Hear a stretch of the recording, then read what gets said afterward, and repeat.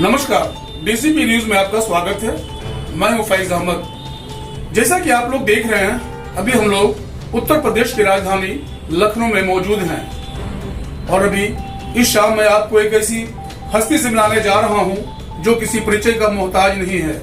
यह एक ऐसी हस्ती है जिन्होंने 15 से 16 सालों तक आरएसएस की सेवा की है और विगत 5 से 6 सालों में भारतीय जनता पार्टी के साथ मिलकर जन सेवा करने में लगे हुए हैं। आइए मिलते हैं उनसे। जी सर, आप अपना एक संक्षिप्त परिचय हमारे दर्शकों को दीजिए। सतीश तिवारी, मूल निवासी रायबरेली जनपद से ऊंचाहाट विधानसभा का रहने वाला हूं। मैं एक मध्यम किसान वर्गीय परिवार में जन्म हुआ। शिक्षा दीक्षा 12 तक वहीं हुई। इंटरमीडिएट उत्तीर्ण करने के बाद उच्च शिक्षा ग्रहण करने के लिए लखनऊ राजधानी में आए। यहाँ राष्ट्रीय स्वयंसेवक संघ का स्वयंसेवक के नाते कार्यालय पर रहना हुआ। यहीं से अपनी पढ़ाई लिखाई हुई। MBA किया, फिर LLB किया। शिक्षा अध्ययन के दौरान ही हमने लखनऊ ग्रामीण जिला और महानगर और आसपास के अवध क्षेत्र के कई जनपदों में संघ के स्वयंसेवक के नाते और पदाधिकारी के नाते कार्य किया। अभी 6 वर्षों से भारतीय जनता पार्टी में अवध क्षेत्र का सह संयोजक के नाते दायित्व है। सतीश जी, मुझे ये बताइए कि आरएसएस से जुड़ने के पीछे आपकी क्या मंशा थी? पहले बचपन में तो खेल कूद के माध्यम से ही संघ की शाखाओं में जाना होता था। फिर धीरे धीरे कैसे स्वयंसेवक बन गए और कैसे राष्ट्र की भावना से ओतप्रोत वहाँ ऐसी गतिविधियाँ होती थी, उसमें भाग लेते लेते प्रशिक्षण लिया और प्रशिक्षण दिया। कई वर्षों तक प्रथम वर्ष और द्वितीय वर्ष में शिक्षक के नाते रहा।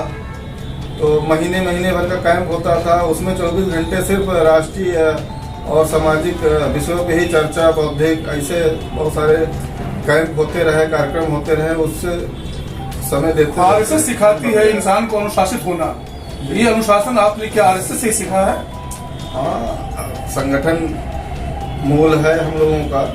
वहाँ से ही हम लोगों को बहुत सारी चीजें मिली। समाज में कैसे लोगों से लोक व्यवहार की कला, जीवन जीने की कला और कम संसाधनों में अपना जीवन कैसे जिया जाए, व्यवस्थित कैसे जीवन रखा जाए, अपने स्वास्थ्य को कैसे ठीक किया जाए, समाज को, परिवार को, अपना आर्थिक व्यवस्था, सामाजिक व्यवस्था कैसे ठीक हो, इस नाते हम लोगों को जिम्मेदारी पूर्ण और जवाब। सर, ये बताइए कि विगत 6 सालों से आप बीजेपी से जुड़े हुए हैं।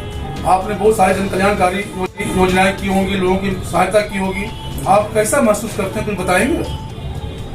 महसूस क्या, बचपन में बताया गया था कि परोपकार परम धर्म है। तो बचपन से कुछ ऐसा पारिवारिक बैकग्राउंड रहा है, परिवार से संस्कार मिलते हैं, माता पिता से मिलते हैं। आप एक राजनीतिक दल से जुड़ चुके हैं। आइए हम लोग थोड़ी राजनीति की बात करना है। जैसा कि आपको पता है कि 2022 में उत्तर प्रदेश में विधानसभा चुनाव होने जा रहा है। क्या आपको लगता है कि आपकी पार्टी भारतीय जनता पार्टी दोबारा सत्तारूढ़ होगी? अवश्य होगी, इसका कोई और विकल्प नहीं है। इसलिए कि उत्तर प्रदेश इतना बड़ा प्रदेश है और इसकी राजनीतिक भौगोलिक दृष्टिकोण से देखें या आर्थिक दृष्टिकोण से देखें या यहाँ के जनमानस का जो नेशनल कल्चर है, रुझान है, उसको अगर देखते हैं तो भारतीय जनता पार्टी के अलावा और कोई विकल्प नहीं है। अन्य जो भी राजनीतिक दल हैं वो चुनावी समर है, उसमें सब अपना अपना ताल ठोकेंगे, लेकिन अंत में निर्णय सिर्फ भारतीय जनता पार्टी के पक्ष में ही जनता जाएगी। इसलिए जनता के हितों में पार्टी ने काम किया है। लॉकडाउन में कोई भी संगठन काम नहीं किया जितना भारतीय जनता पार्टी और अनुसांगिक संगठन विचार परिवार के लोगों ने जो लोगों की मदद की है। और हर क्षेत्र में, शिक्षा क्षेत्र में हो, रोजगार के क्षेत्र में हो, शौचालय, मकान, गैस, ये बहुत सारी योजनाएं हैं जो लगातार सब लोग सुन भी रहे हैं, देख भी रहे हैं, लोगों को लाभ मिल रहा है। किसानों को सब्सिडी मिल रही है, उनके खाते में पैसा जा रहा है। गरीबों को उनका हक नहीं किसी का मारा जा रहा है। थाने में सुनवाई हो रही है, तहसील में, हर जगह उनका काम हो रहा है। कहीं भ्रष्टाचार भी नहीं हो पा रहा। अगर कहीं थोड़ा बहुत लोग करते भी हैं तो डरते हैं। मतलब क्या अपनी पार्टी के द्वारा जो काम किया गया आप उनसे संतुष्ट हैं?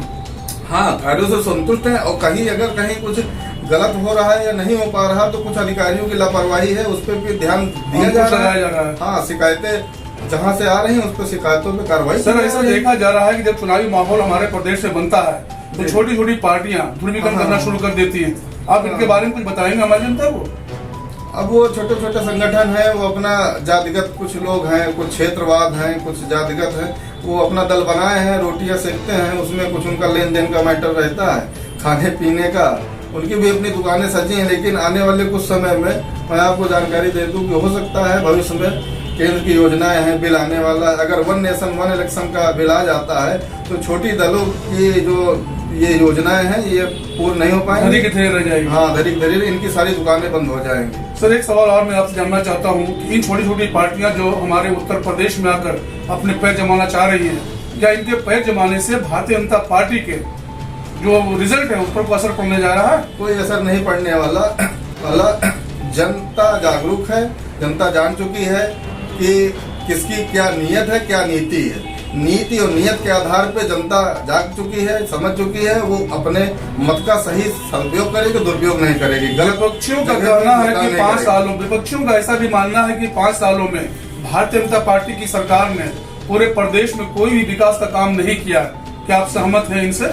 विपक्षियों का काम है विरोध करना, वो अपना धर्म निभा रहे हैं। और पक्ष जिसका है, सरकार जिनकी है, वो पूरी तन्मयता से, पूरी ईमानदारी से, नीयत में कहीं खोट नहीं है, पूरी ईमानदारी से जनता के हित में 24 घंटे काम किया जा रहा है। जैसा कि मैं जानता हूँ, जैसे सन्यासी जैसे व्यक्ति और जैसे सन्यासी व्यक्ति मोदी जी, योगी जी केंद्र में है, वो यहाँ राज्य में है।